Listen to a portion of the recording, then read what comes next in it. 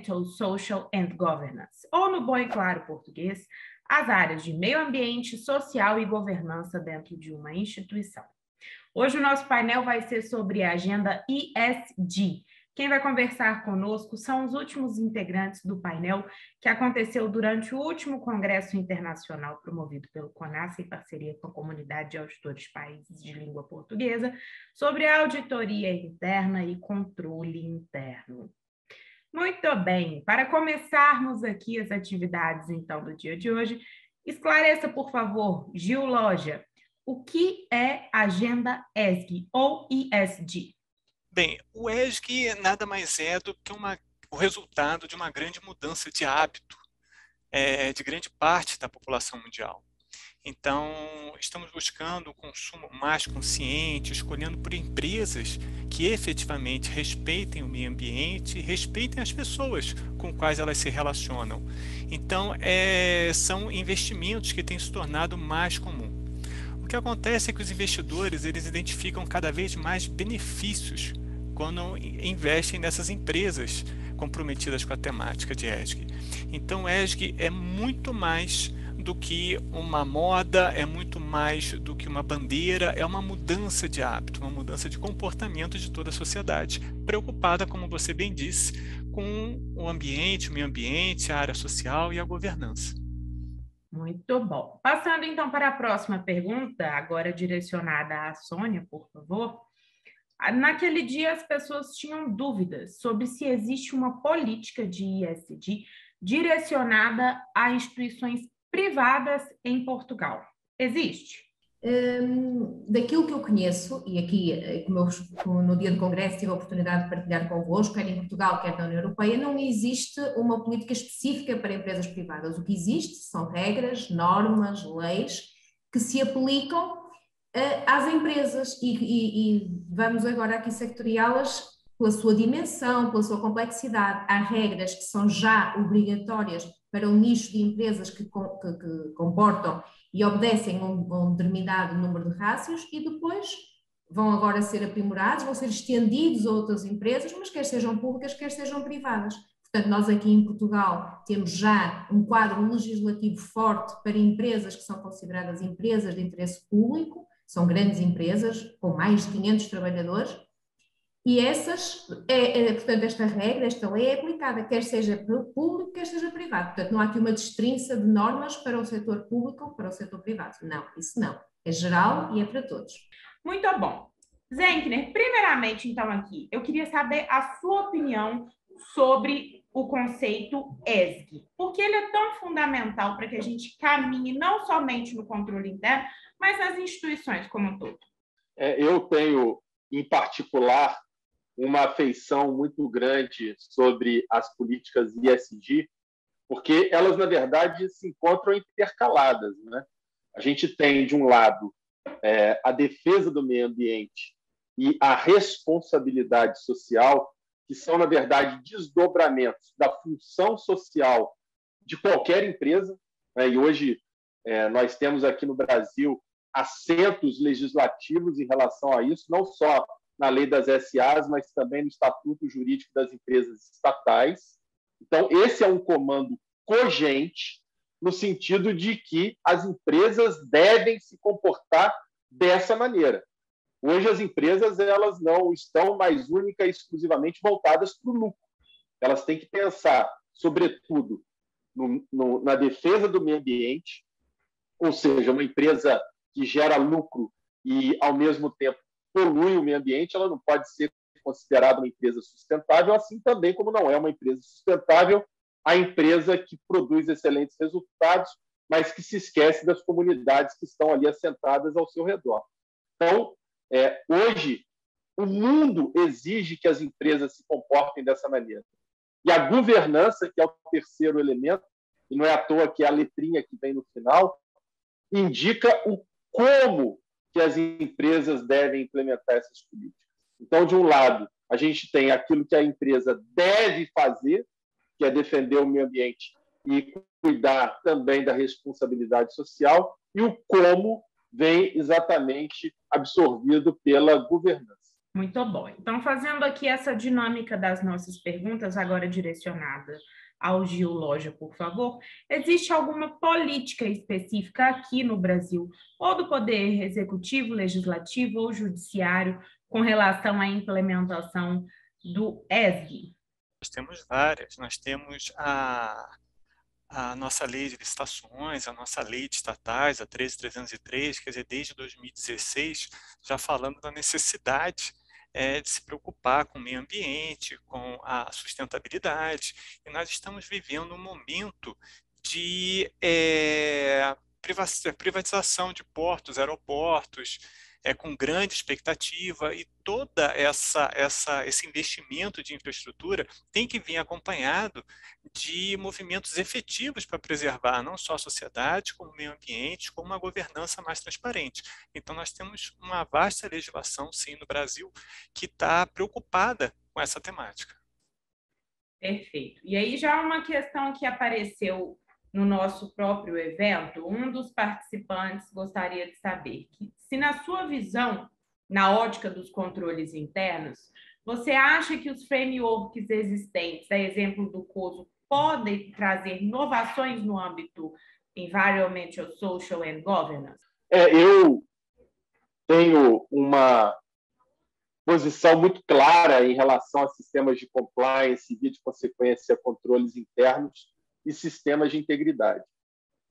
Os sistemas de integridade, na minha concepção, eles são mais amplos que os sistemas de compliance, e o compliance, ao lado da gestão de riscos e ao lado da governança, integram os sistemas de integridade. E dentro dos sistemas de integridade, nós temos ali também a defesa do meio ambiente, a sustentabilidade e a responsabilidade social. Porque o controle interno ele fala muito alto, Thaís, quando a gente toca na questão ambiental e quando a gente toca na questão da responsabilidade social.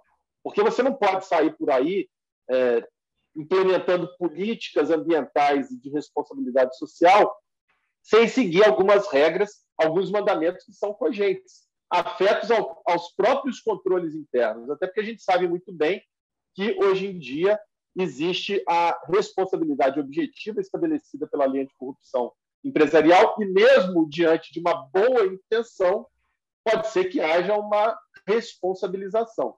Então, mesmo em sede de projetos dessa natureza, a governança e os controles internos eles têm que estar presentes, necessariamente.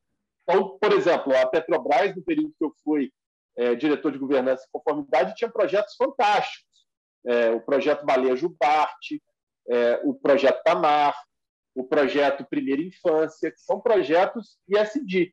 Né? E por que isso tinha vinculação direta com a minha diretoria? Exatamente para que a gente pudesse fazer a gestão dos controles internos e da governança que são afetos a esses projetos. Porque, senão, os recursos que são injetados, eles podem se perder ou eles podem ser mal aproveitados. Então, a governança ela é muito importante até para evitar que possa restar alguma responsabilidade para a empresa. Imagine, por exemplo, que um recurso que é canalizado para um projeto desse é desviado. A empresa pode vir a ser responsabilizada por isso. Então, esses cuidados eles têm que se estabelecer e aí os controles internos eles são muito importantes para isso. E sobre mitigar riscos, controle interno e ESG? Como dá para a gente assim, fazer uma análise aqui breve para o pessoal que nos assiste, que também foi uma... Eu acho que a resposta é muito próxima. Né? Um projeto ele não pode ser implementado de um dia para o outro. Ele tem que ser estudado, ele tem que ser analisado, ele tem que ser gestado, até que ele possa ser aplicado. E nesse meio do caminho, é claro que tem que haver a gestão de riscos. Onde é que estão os pontos ali que podem ser mais aflitivos em relação àquele projeto que pode vir a ser implementado? Eu participei agora já no Tosini do projeto Unidos pela Vacina, que procurou auxiliar o Estado na disseminação de produtos que eram indispensáveis para que a vacinação pudesse ocorrer da forma correta. Então, empresários se organizaram no sentido de auxiliar o Estado, fornecendo os insumos, como, por exemplo, as seringas, as agulhas, o material descartável e etc. Né?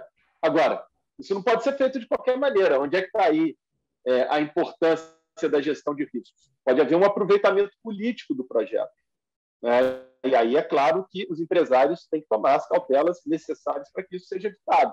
Então, a gestão de riscos ela tem absoluta concatenação com qualquer projeto ESG, né? E aí vai muito dentro disso que eu acabei de dizer, né? Um sistema de integridade funcionando com todos os seus elementos dispensáveis. Muito bom. Agora direcionada, então, à Sônia. Sônia, a gente percebe que o ESG vem ganhando cada vez mais força, agora aqui no Brasil, mas um movimento que já começou na Europa há muito tempo e agora estourou no mundo inteiro, e essa pauta vem sendo cada vez mais exigida nas instituições públicas e privadas. Inclusive, é uma pauta da ONU, não é isso? Da Organização das Nações Unidas, como uma preocupação. Então, agora mais assim no sentido da sua opinião mesmo.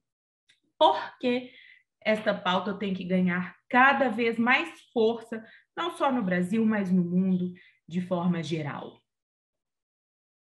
Eu acho que sim, porque efetivamente estas políticas, estes princípios do investimento sustentável, e há vários documentos sobre isso, cada vez mais as empresas têm que ter isso em atenção. Nós temos que efetivamente olhar para os 17 objetivos estratégicos que estão claros e objetivos no tal documento da Organização das Nações Unidas, e nós temos que, nós não podemos olhar para o lado e dizer isto não, a mim não me diz respeito. Não, todos nós, no nosso dia a dia, temos que nos sentir parte integrante deste plano, como eu dizia quando foi o dia da minha apresentação no Congresso, e todos nós temos uma parte. Isto é extremamente importante. O ESG, neste momento, é uma viagem sem retorno. Nós, neste momento, não podemos voltar atrás. Se nós realmente queremos garantir o futuro para as gerações vindouras, nós não podemos, de forma alguma, esquecer estas temáticas. E nós, no dia-a-dia, as empresas, quer sejam públicas, privadas, quer sejam dos mais diversos setores de atividade, todas, em determinado momento, têm esses objetivos que estar presentes, porque aqueles objetivos são muito transversais. Temos a sustentabilidade, temos o clima, mas também temos a igualdade de género, o combate à pobreza, portanto, uma série de objetivos estratégicos e definidos e assumidos mundialmente como muito imperativos, e nós no nosso dia-a-dia creio que não há hipótese de nos esquecermos disto. Portanto, isto é atual, é uma viagem sem retorno e cada vez vai ganhar, na minha opinião pessoal, mais força, e tem mesmo que ser assim. Então, para finalizarmos, eu começo uma frase e você conclui, pode ser? Claro. Então, vamos lá. ESG não é modismo e vai auxiliar para... que as empresas possam sobreviver, porque hoje não é mais uma mera política, uma mera boa intenção. É uma questão de sobrevivência para toda e qualquer empresa que pretenda, a médio e longo prazo, obter excelentes resultados. Então, vamos lá. Para o Gil Loja agora. O ESG é uma realidade e tem que continuar. Por quê? Aqui é uma questão de sobrevivência. Isso precisa continuar acontecendo no mundo, Sônia, por quê? Porque se nós nos esquecermos disto, qualquer país no mundo que se esqueça disto está a contribuir para o fim do nosso planeta. E, portanto, acho que todos queremos sobreviver. Portanto, vamos em frente. ESG.